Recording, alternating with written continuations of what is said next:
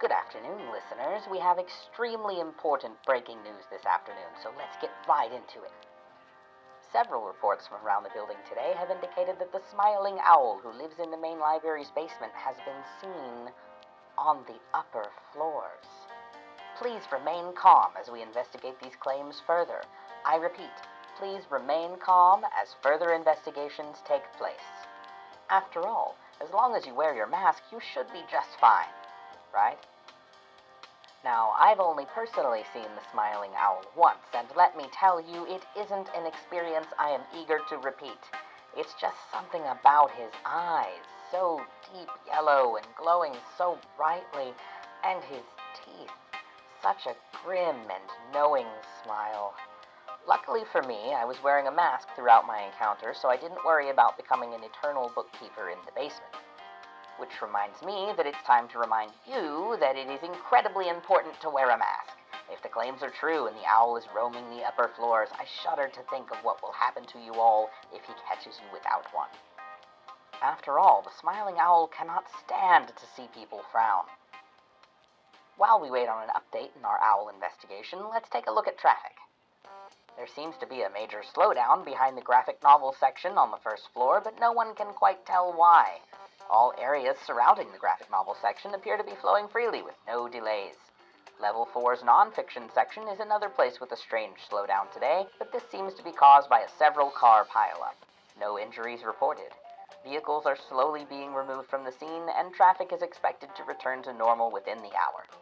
Thanks for tuning in to Radio C.A.L.S. for your daily traffic update. In extremely local news, the Level 4 game room, which had been previously closed due to the COVID-19 pandemic and has yet to reopen, is now on lockdown with extra surveillance due to an incident which occurred last week. The game room has remained closed with all consoles powered down and nothing operational. Last Friday at noon, a staff member dusting the room noticed a television turned on. They described the image left on the screen as TV snow, or the static that usually occurs when the television isn't receiving any signal. This, alone, is not out of the ordinary. However, the staff member then reported hearing, rather than static, a voice. A calm, gentle male voice, which said, "Why would anybody buy a PS5?" To which the baffled staff member commented, "What?" The voice repeated itself. "Why would anybody buy a PS5? The staff member, utterly confused, could only stand and listen. I mean, they're so expensive, and I heard there were even malfunctions with the first version, so that's really upsetting for anybody who pre-ordered, and who are you? The staff member cut off the voice, hoping for answers. And I mean, they come out with a new console like every other year now. There's no time to catch up. The television continued to show only static. "No, really, are you connected to the TV somehow?" the staff member continued to question. The voice dropped in tone and severity. "My name is and I'm here to talk about video games. I speak and others listen. I give advice. I give knowledge. I provide theories. You could even call them game theories." The staff member cut the voice off again due to the ominous voice attempting to break internet copyright laws. Wait, you're telling me you're just a voice inside a TV? "No," said. "I'm so much more than that." "Uh-huh," the staff member replied sarcastically, beginning to walk out of the room. "No, wait," replied. "I can tell you all about the failure of the Wii U." "Sure," the staff member continued, still exiting the room. "We can talk about the Virtual Boy," said, attempting to keep the staff member inside the room. The game room has since been sealed and will remain so until further notice. You know, even with our game room closed, our department is still a sight to behold. It really is a unique feeling to walk within the glow of the neon lights and stacks of books and beautiful art along the walls. Sometimes, as you walk, you can see your reflection in the many glass walls within the department. Sometimes it will follow you as you walk. Sometimes it will not. You feel happy to be accompanied by it, either way. Level 4, while being an amazing feat of engineering and a fantastic sight for all to see, can become a little lonely from time to time. All of the beauty of the department aside, let's take a look now at the weather.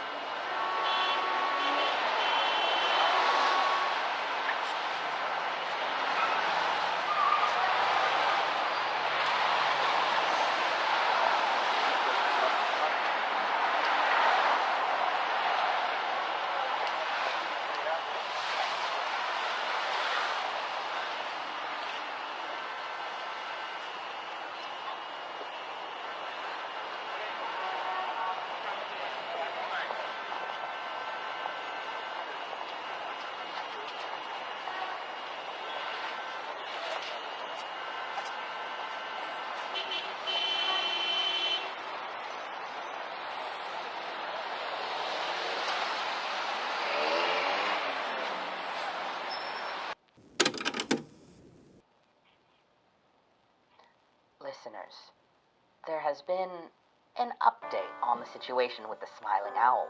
I've been told he was seen on the third floor just moments ago. I was also told that there was a group of patrons browsing the stacks on the third floor who refused to heed the warnings and chose to use this time to exercise their rights to go maskless. We'd like to welcome Karen, Bobby, and Michael to our team of fantastic eternal bookkeepers in the basement. I'm sure the owl will give you all a warm welcome and provide you with a smooth transition from your previous lives into your new, permanent positions. Congratulations. I can only hope to God the owl doesn't make his way to the fourth floor. I am perfectly happy being a radio host, and I have no desire whatsoever to become an eternal bookkeeper. In fairly local news, I'm sure many of you have heard about the shutdown of one of our area's longest-running attractions, Wild Water Country, and its subsequent abandonment. Despite the city saying, "We're going to do things with that space, important things, eventually," the park has remained completely non-operational and abandoned since its closure earlier this year. This has attracted the most frightening and dangerous types of wild creatures into the area. Urban exploration YouTubers. These creatures, usually known for breaking into abandoned private properties with cameras and documenting the ruins, have gathered at Wild Water Country in droves, chasing away the local vulture and Arkansan water dragon population. The dragons, which had been previously known to live exclusively in flooded Arkansas ditches, had taken a liking to the tunnels and other water-based empty theme park attractions, and their population was flourishing. Now, rather than hearing their low roars and unique screeching sounds, all that can be heard from the park is camera shutters and young male voices shouting things like, "Bro, did you get that?" and "Whoa, it's like abandoned." The city seems to show no desire to correct this atrocity or even address it. And despite the amount of explorers currently inside the park, it seems there are very few videos showing the inside of the abandoned site. Perhaps they simply haven't posted their work yet, or perhaps they desire to never, ever satisfy my very intense personal curiosity about the condition of the park. The local news has been brought to you today by America's favorite sandwich shop, Sabubby Eef. I know sometimes I just crave a good old-fashioned Sabubby sandwich. Listeners, standing in the studio before me, in all of his glory, is the Smiling Owl. Hello, sir. I hope you found everything in the upper floors to be satisfactory today. Oh, yes, sir. Yes, the show goes very well. We have many listeners. No, sir.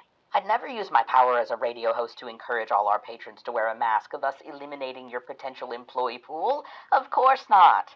Why, if I would do that, wouldn't I be wearing a mask myself also? Yes, sir. Congratulations on your new eternal bookkeepers. I'm sure they are elated to join the team. Yes, sir. Absolutely.